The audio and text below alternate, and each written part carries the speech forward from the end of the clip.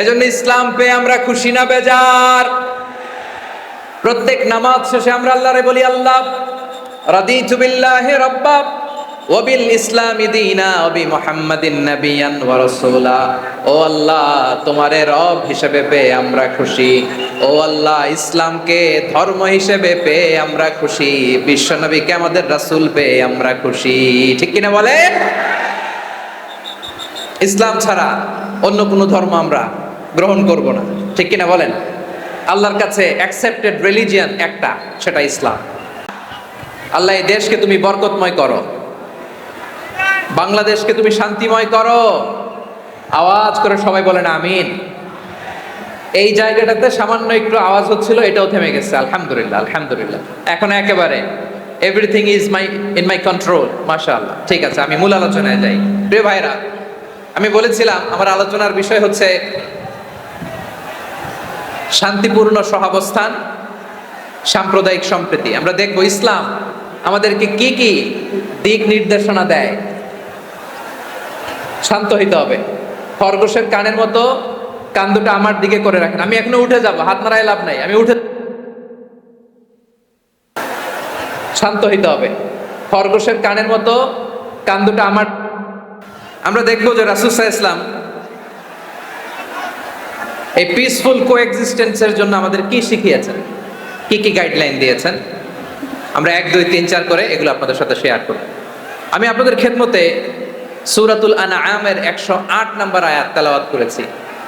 এখানে আল্লাহ রাব্বুল ইজ্জা ওয়াল জালাল তিনি ইরশাদ করছেন, ওয়ালা তাসুব্বুল্লাযীনা ইয়াদউনা মিন দুনিল্লাহি ফায়াসুব্বুল্লাহা আদওয়াম বিগাইরি ইলম কাযালিকা যায়্যান্না লিকুল্লি উম্মাতিন আমালাহুম সুম্মা ইলা রাব্বিহিম মারজিউহুম ফায়ুনাব্বিউহুম বিমা কানু ইয়ামালুন। রব্বুল আলামিন বলেন, গোলাম ও আমার ইমানদার বান্দারা, শোনো শোনো। ও আমার বিশ্বাসী বান্দারা, শোনো শোনো। লা তাসুব্বুল্লাযীনা ইয়াদউনা মিন দুনিল্লাহ ফায়াসুব্বুল্লাহা আদওয়াম বিগাইরি ইলম। ও আমার বিশ্বাসী বান্দারা, যারা আল্লাহকে ব্যতি রেখে, আল্লাহকে বাদ দিয়ে অন্য উপাস্যকে ডাকে, দেবীর পূজা করে, দেবতাদের পূজা করে, তোমরা খবরদার তাদের গালি দিও না। আওয়াজ করে বলেন, কি দিও না? আল্লাহ বলেন, ও বিশ্বাসীরা শোনো, যারা আল্লাহকে বেছে রেখে দেবীর পূজা করে, অন্য উপাস্যের পূজা করে, তাদেরকে ডাকে, ওই দেবতাদেরকে তোমরা গালি দিও না। যদি ওই দেবতাদেরকে গালি দাও, তাহলে ভুলবশত, শত্রুতাবশত তারা তোমাদের রব আল্লাহকে গালি দেবে। ঠিক কিনা? তোমরা যদি তাদের দেবতাদের গালি দাও, ওরা রেগে তোমার আল্লাহরে গালি দিবে, তাহলে আল্লাহরে গালি খাওয়ানোর কারণ হয়ে গেলাম আমি। ঠিক কিনা বলেন?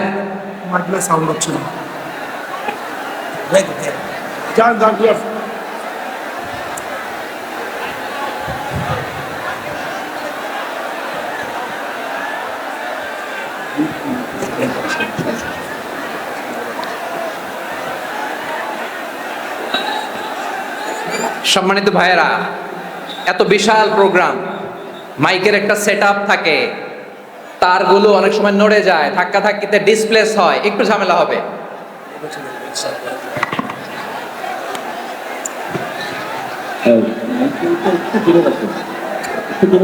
ব্যাস ব্যাস ব্যাস, হ্যাঁ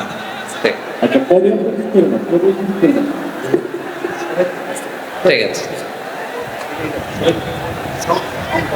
একটু একটু সমস্যা হবে মাঝে মাঝে, আপনারা শান্ত থাকলে। শান্ত থাকতে হবে। এইভাবে সাউন্ড নাই, এই নাই, এই বলতে বলতে আমার সময়ও নাই, উঠে যেতে হবে। এগুলো বোকামি। এই বিভাগীয় প্রোগ্রামগুলোতে যাই, চিৎকার চেঁচামেচি করে তোমরা আসো, সময় শেষ, আমাকে উঠে যেতে হয়। আমরা তো বঞ্চিত হলাম। গুরুত্বপূর্ণ অনেক কথা শোনাবো তোমাদের, অনেক। প্রিয় ভাইরা, আপনারা শান্ত হয়ে বসুন, শান্ত হয়ে। রব্বুল আলামিন বলেন, খবরদার বিশ্বাসীরা, আল্লাহ ছাড়া যারা অন্যান্য উপাস্যদেরকে ডাকে, দেবতাদেরকে ডাকে, তাদেরকে তোমরা গালি দিও না। ওই সমস্ত দেবতাদেরকে যদি তোমরা গালি দাও তাহলে তারা আল্লাহকে গালি দিবে, ঠিক কিনা বলেন? আমরা দেবতাদের গালি দিলে ওরা আল্লাহকে গালি দিবে। রব্বুল আলামিন বলেন, খবরদার দেবতাদেরকে গালি দিও না, তাহলে ওরা তোমার রব আল্লাহরে গালি দেবে। প্রতিটি জাতির জন্য তাদের কাজকে আমি আল্লাহ সুশোভিত করে রেখেছি, তারা সবাই একদিন আমার কাছেই ফিরে আসবে। এরপর আমি রব্বুল আলামিন তাদের আমলনামা তাদেরকে জানিয়ে দেব। সুবহানাল্লাহ পড়ে। প্রিয় ভাইরা, আল্লাহ তাআলা বলেছেন খবরদার গালি দিও না। আদেশটা কার? আওয়াজ করে বলেন তো। হিন্দুদের দেবতা দেবদেবীদেরকে গালি দেওয়া যাবে না। আওয়াজ করে বলুন প্রিয় ভাইরা, এই আদেশটা কার? এই আপনাদের গলার আওয়াজ। অন্য ধর্মের দেবতাদেরকে যে গালি দেওয়া যাবে না, এই আদেশটা কার? আরো জোরে বলুন, কার? গালি দিবেন কোন দেবতাকে? দিবেন? যদি দেন তাহলে ওরা আল্লাহরে গালি দিবে। তাহলে আল্লাহরে গালি খাওয়াইলো কে? আপনি, ঠিক কিনা বলেন? আমি আল্লাহকে গালি খাওয়ানোর কারণ হলাম, কারণ আমি যদি গালি না দিতাম ওরা আমার রবকে গালি দিত না। আওয়াজ করে বলেন ঠিক কিনা? তাহলে প্রিয় ভাইয়েরা, ইসলাম আমাদেরকে শেখায়, সূরাতুল আনআমের 108 নম্বর আয়াত থেকে আমরা বুঝলাম কোন ধর্মকে ছোট করা যাবে না। অন্য ধর্মকে ছোট করা মানে ইসলামকে ছোট করা। অন্য ধর্মের দেবতাকে গালি দেওয়া মানে আল্লাহকে গালি খাওয়ানো। আওয়াজ করে বলেন ঠিক কিনা? খবরদার, এটা করা যাবে না। আর অন্য ধর্মের দেবতাকে যদি আপনি গালি দেন, ওরা ইসলাম থেকে দূরে সরে যাবে। যাও ইসলামের প্রতি আকৃষ্ট হয়েছিল আর কোনোদিন ইসলামের ধারে কাছে আসবে না। আওয়াজ করে বলেন ঠিক কিনা? এজন্য কখনো কোনোদিন অন্য ধর্মের দেবতাদেরকে গালি দেওয়া যাবে না। অন্য ধর্মের কোনো দেবতাদেরকে আমরা গালি দিব না, গালি দিব না, বরং ইসলামের beauty, the beauty of Islam, ইসলামের সৌন্দর্যকে আমরা তুলে ধরব। আমরা যদি বিশ্বনবী সাল্লাল্লাহু আলাইহি ওয়াসাল্লামের জীবনের দিকে তাকাই, তাহলে আমি দেখব বিষ্ণু ইসা ইসলাম মক্কাতে কিংবা মদিনাতে অন্য ধর্মের লোকদের সাথে খুব পিসফুলি লাইফ লিড করেছেন। হোক মুশরিক, হোক খ্রিস্টান, হোক ইহুদি, বিশ্বনবী সবার সাথে মিলেমিশে ছিলেন। আলহামদুলিল্লাহ বলেন। ইসলাম হচ্ছে পিসফুল রিলিজিয়ান। অন্য ধর্মের প্রতি সহনশীলতার সবক ইসলাম আমাদেরকে দেয়। কিন্তু প্রতিটি মুসলিমের এটা মনে রাখতে হবে, আল্লাহর কাছে পছন্দনীয় গ্রহণযোগ্য ধর্ম, জীবনাদর্শ একটি, সেটা হচ্ছে ইসলাম। আওয়াজ করে বলেন সেটা কি? লালমনিরহাটের ভাইয়েরা আওয়াজ করে বলুন, আল্লাহর কাছে মনোনীত ধর্ম একটি, সেটা কি? এজন্য রব্বুল আলামিন বলেন, ইন্নাদ-দীনা ইনদাল্লাহিল ইসলাম, আল্লাহর কাছে মনোনীত গ্রহণযোগ্য অ্যাকসেপ্টেড ধর্ম মতাদর্শ একটা, সেটা হলো ইসলাম। ইসলাম ছাড়া অন্য কোন ধর্ম যদি কেউ তালাশ করে, তার ওই ধর্ম আল্লাহ গ্রহণ করবে না।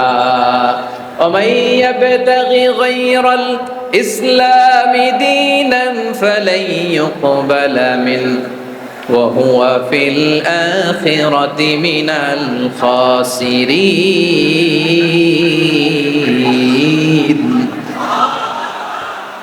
Whoever seek anything except Islam, that won't be accepted from him, and he will be loser in the day of judgment. কিয়ামতের দিন ইসলাম ছাড়া কেউ যদি অন্য কোনো ধর্ম তালাশ করেছে দুনিয়াতে, তার এই মতাদর্শ গ্রহণ করা হবে না।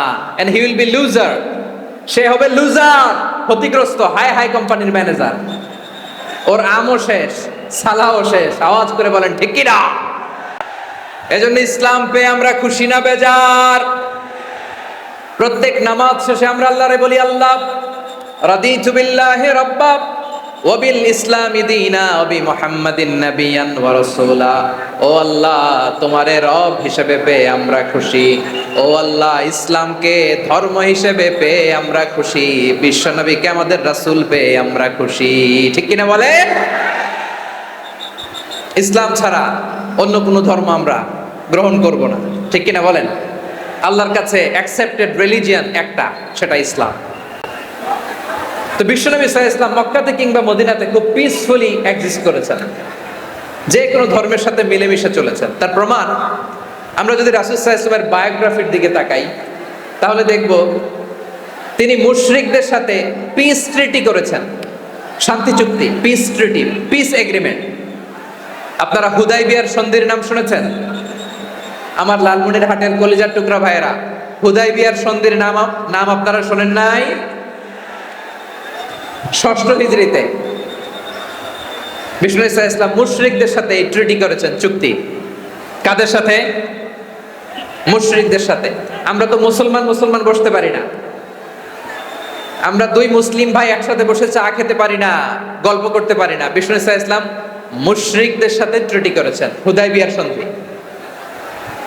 এই সন্ধির আগে মক্কা থেকে কেউ মদিনায় যেতে পারে না, মদিনা থেকে কেউ মক্কায় যেতে পারে না, কিন্তু এই সন্ধির পরে ট্রাফিক স্বাভাবিক হয়ে গেল।